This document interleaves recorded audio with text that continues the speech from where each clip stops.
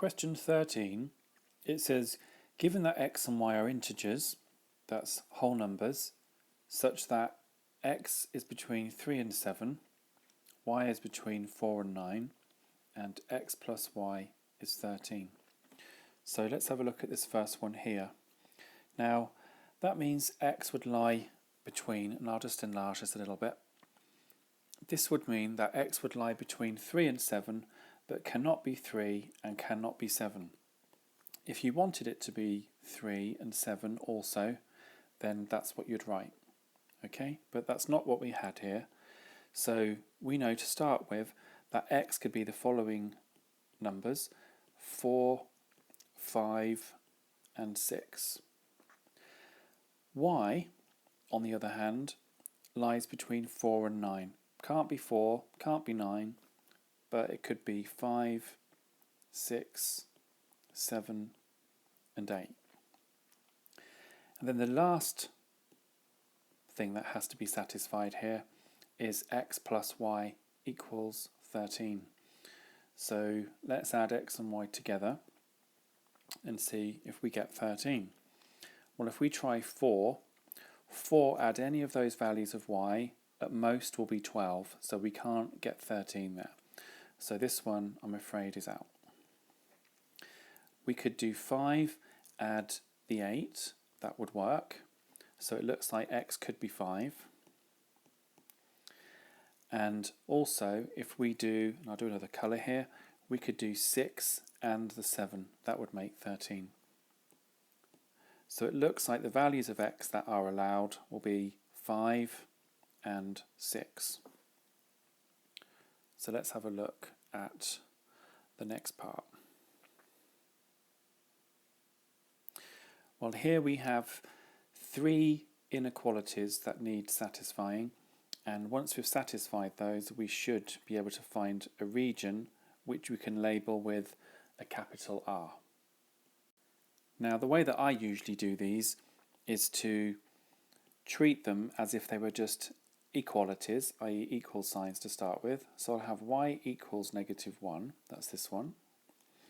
And where is y equal to -1? Well, I don't have a ruler here, so I'm just going to do it freehand. So my first line would be here, going all the way across. And I'll label that y equals -1. Then I'm going to look at this line here, and I'm going to treat that as y equals 4 minus x. In fact, better still, let's call it minus x plus 4, which is just the same.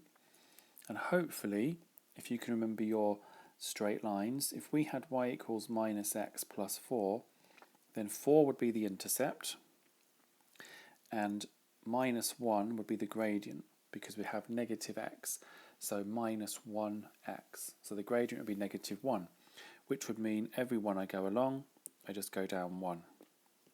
Go along 1, down 1. In fact, go along 3 here, and I just go down as much, 3. I only need 2 points to plot a straight line, so I'm going to give it a try here. In fact, I'll pause the video and probably do it better while I'm not recording.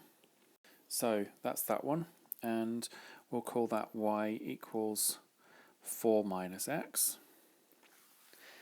And then we've got this one here, and that we'll call y equals 3x minus 1. So here we'll have an intercept of -1 and a gradient of 3. So if that means I go along 1, I would go up 1, 2, 3. I only need those 2 points, that should be enough. So if I go along another 1 and go up 3 more, that'll be enough to help me plot my straight line. Okay, not too bad. So y equals 3x minus 1. So let's try and look at doing these inequalities now. So we've got to satisfy the inequalities. So this first one, y has got to be greater than or equal to -1. So if I choose another colour here, say blue, then if we shade in everything which is more than -1, and equal to, that will just be the purple line anyway. So that's the first one done. The second one, we want everything less than or equal to the line. So we want to go less than the line 4 minus x. So I'll hold my pen at a different angle here and shade that.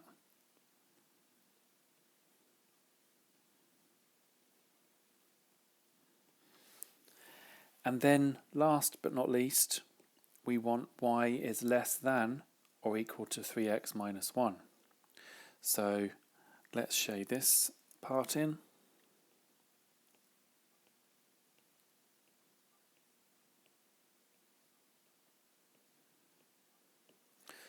Now, what we're looking at here is shading that has been shaded 3 times. So hopefully you can see the regions that it can't be first. So it's not going to be in here, that's just once. Here, well, that's twice, so it's not going to be in there either. This part, that's just twice. This part, twice. But can you see here, we've got lines going this way, lines going down, and also lines going across. So it's this region here that we're interested in. So first of all, we're going to put our capital R in there as our region.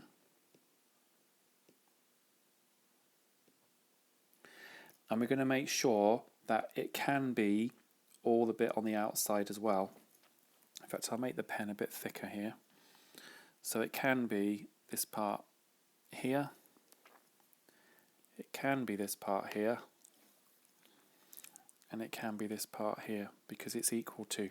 If it was just greater than or just less than, then you would have to do dotted parts on the outside. Okay, so I hope that's explained reasonably well enough, but that'll be the answer for that question anyway. So question 14, we have question based on percentages, and we've got to be very careful with this type of question. They can be quite tricky. So let's write down 2014 and 2015, and then it says in 2015 patients waited 11% less time than in 2014.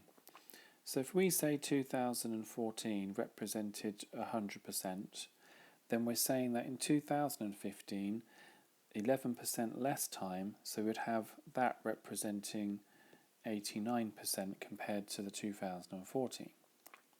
But it says in 2015 the average time patients waited was 68 minutes. So it's like saying that 89% represents 68 minutes of waiting time on average. So to do some workings, we can do that here. So if 89% represents 68 minutes, then we've got to try and work out what the 100% would be. Okay, because it says work out the average time patients waited in 2014. So you've got a calculator, and by far the easiest way of doing this is to make this 1%. And the way of doing this at this particular level is not by taking 88 and making it 1. It's always multiplicative or divisional. So it's either times or divide. And we want to make the left-hand side, i.e. the 89%, 89 times smaller to get to 1%. And then we must do the same to the minutes involved. So we must do 68 divided by 89. And I'm not going to do anything on my calculator just yet. So 1% represents 68/89ths of a minute.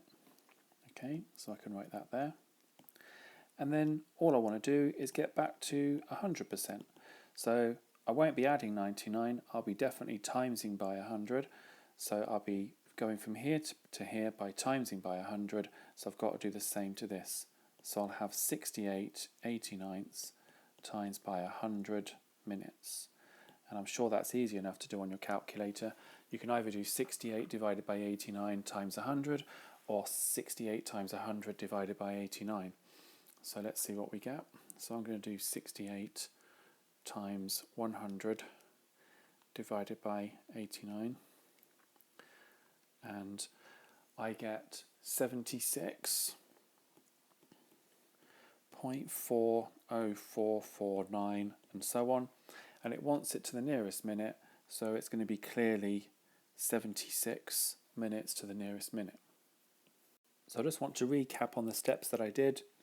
I divided this by 89, and I had to do the same here proportionally to get to the magical 1%. If you can always get to 1%, then you're most of the way there on questions like this, and then times by 100 to get to what 100% would be. Okay, so just keep that in mind. So let's look at part B now. Well, first of all, we can write down 2015 and also 2016, and it wants to reduce its time from 68 minutes to 60 minutes in 2016, and you've got to work out the percentage decrease here. Well, these aren't too bad. Always remember where you start from. And so if you want to look at the percentage change, you're always comparing it to where you start from. So what's the difference in time? 8 minutes. What are we comparing it to? Well, where we started from, which is 68. And basically, we've just got to make 8 68ths as a fraction into a percentage. That's all we have to do. So can you remember how to change a fraction into a percentage? Well, if you think about the fraction a half, how do you change that into a percentage? You know it's 50%. Well, you just times by 100%. And a half of 100 gives you the 50. How do you change 3/4 into a percentage? Well, you just times it by 100, put a percent sign there, and you've got your 75% that you want. Okay, other people prefer to decimalize this. So if we were to decimalize, we would have 8 divided by 68, which would be this. I'll write it all out.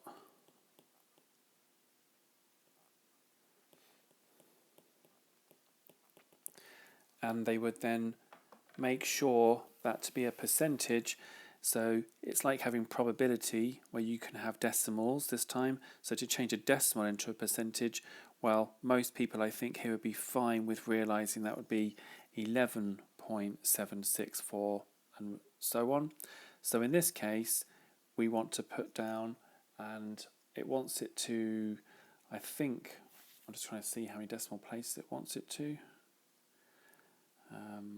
It doesn't say, so I'm going to write it to maybe 1 decimal place, and let's have a look. So we'd have 11.8% to 1 decimal place. I'll just write that here. So just to recap quickly, you can either do 8 divided by 68 or 8 68ths times 100% straight off, and you'd get 11.8 to 1 decimal place percent, or you can decimalize this first, have a good look at it, and then work out what you think the percentage should be by just looking at the decimal. Okay, so that's that question sorted now. So question 15, the first thing we have to do with this question is to explain, so it's QWC here, explain why angle BCD is 90 degrees. Well, without going into too much explanation here, if we have a diameter, which is shown here, BD, then angles in a semicircle are always 90. So this one would be 90 here. If I went from here and then back to D again, that would also be 90. There's another one there. Okay, and you could keep going, and that's also a spin-off of the other circle theorem, which says angles in the same segment are equal. So they're all in a semicircle and they're in the same segment and they're all the same and they happen to just be 90. So what we write for the explanation is we would just write angles in a semicircle are 90 degrees. Okay, that's all you have to write, and this is a shorthand for angles. The next part of the question wants you to calculate the length of BC. So this length just here. So let's have a closer look at the diagram. Now, if we just call BC, say, Y, and label that, we know this is a right angle, okay, from the first part of the question. Okay, so that's a right angle. We also know that this is a radius here, from here to here. And the key, I think, to this question is that this is also the same distance. It's a radius. So, can you see what you would do first? Well, in the question, you're given this angle here, and you're given this length here, and you know that this is a right angle, and you have to find R.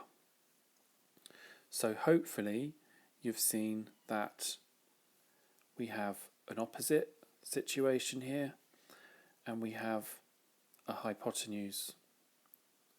So if you write SOHCAHTOA here, now for those I teach will know full well that I sincerely do not advise just going straight into SOHCAHTOA without knowing about the unit circle. And if you want to know the bases of how SOHCAHTOA comes about, then just have a look at the playlist entitled Trigonometry, and you'll see some videos in there. So, back to the triangle that we looked at, the right angle triangle. We had the opposite situation, we had the hypotenuse. So in this case we're going to be using this one. So we've got the sine of the angle, which is 35, is opposite in this case, which is R, divided by the hypotenuse, which is 7. So we can simply times both sides by 7 here, and we'll have R equals 7 sine 35. Now at this point you can either decide to put this into your calculator and decimalize, or you can just hold fire for a moment and then just see what develops in the question. Because don't forget, what you're trying to do here is to find this distance here, B to C. So all we've found is this so far. So what I'm going to do is I'm going to double that up to find the whole length of BD. Okay, so I'm just going to say, therefore, that's 3 dots, therefore BD will be twice as much, which will be not 7 sine 35 but 14 sine 35. And for those that are scared about trigonometry, i.e. sines and cosines, then what we can do here is we can just decimalize as well at the same time. So if we do 7 sine 35 here, then your calculator would say just 4.0150355054, and I'm just doubling that. So if we times that by 2, we get here 8.0300700109, and so on. Okay, so that's all I've really done. But when you go to higher level maths, beyond GCSE, you tend to leave things in terms of sines and cosines until the very end. So we've got BD. Now, what we want to do is obviously find Y as fast as possible. So what information do we actually have here to help us do that? Well, we have the angle. We now have all of this length here. And we also have this angle here, 90 degrees. So we should be able to find everything we want. So as this is GCSE, I think what I'll do is I'll make this in terms of the decimals that we have already. and we'll go from there. So in this situation, if we look at the right angled triangle BCD, then we have an angle here, and we want to be involving the adjacent this time and the hypotenuse. How do I know that's the hypotenuse? Because there's the right angle, and the hypotenuse is always opposite it. Okay, so I've got adjacent and hypotenuse, so we're looking at cosine here. Okay, so what we'll have is cosine of 70 is equal to adjacent, which is what I want, y, over the hypotenuse. Now, you can either call this 14 sine 35 or the decimal, which you may just prefer. But what you don't do is, so if I write this, what you don't do is call this 8.03, i.e. round it and then use it again. You must write down and put into the calculator the whole number as shown. Because for those that may or may not know, 14 sine 35 is exact, whereas its decimal equivalent is not exact. That's only rounded to this case 1, 2, 3, 4, 5, 6, 7, 8, 9. It's only accurate to 9 decimal places. But anyway, for the GCSE and this level of maths that we want, it is definitely high, let's have a look what we can do with y. So in this case, to get y, we would have to, and I'm not going to put equals here, I shouldn't have really done that because it's an approximation. We're going to times both sides by that decimal, 8.0300700109. So our answer should be 8.03 and so on times cos 70. And what we can do is we can just type that straight in. Some of you may already have the decimal 8.0300 and so on in your calculator already, and that's good because you haven't got to type it all in again. And just press times cos 70, and then you should have the answer for y. And I'm going to write down my calculator display.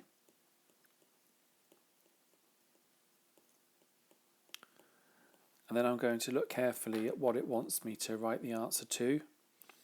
And it says here 3 significant figures. And that's exactly what I'm going to look at now. So let's have a look. The first significant figure, the second, the third. And then we look at this number after. And if it's a 5, 6, 7, 8 or 9, it will make this 4 increase. If it was a 4, 3, 2, 1 or 0, it would stay the same. So in this case, we'd have 2.75 to 3 significant figures. And that would be the final answer for that question.